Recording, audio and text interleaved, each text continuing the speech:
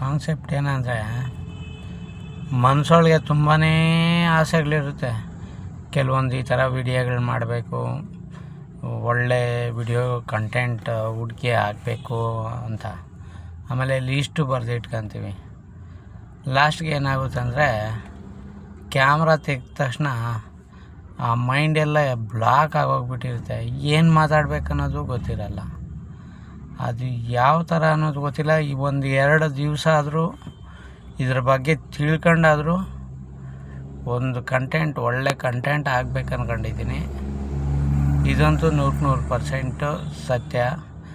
ಏನೇ ಕೆಲಸ ಮಾಡೋಕ್ಕೆ ಹೋದ್ರೂ ನಮ್ಮ ಮನಸ್ಸಲ್ಲಿದ್ದಂಗೆ ನಾವು ಹೋಗಿ ಕೈ ಹಾಕ್ತೀವಲ್ಲ, ಆವಾಗ ಗೊತ್ತಾಗುತ್ತೆ, ಅಯ್ಯೋ ಇದು ಮಾಡಿದ್ರೆ ಸರಿನಾ ತಪ್ಪಾ ಅನ್ನೋದು ಸ್ಟಾರ್ಟಿಂಗಲ್ಲೇ ಹಿಂಜರಿಕೆ ಆಗ್ತಾಯಿರುತ್ತೆ. ಅದು ಸೇಮ್ ಕಾನ್ಸೆಪ್ಟ್ ನನಗಾಗ್ತಾಯಿರೋದು. ಪ್ರಯತ್ನ ಮಾಡ್ತೀನಿ, ನೋಡಿ ಈ ವಿಡಿಯೋ ಹೆಂಗಿರುತ್ತೆ.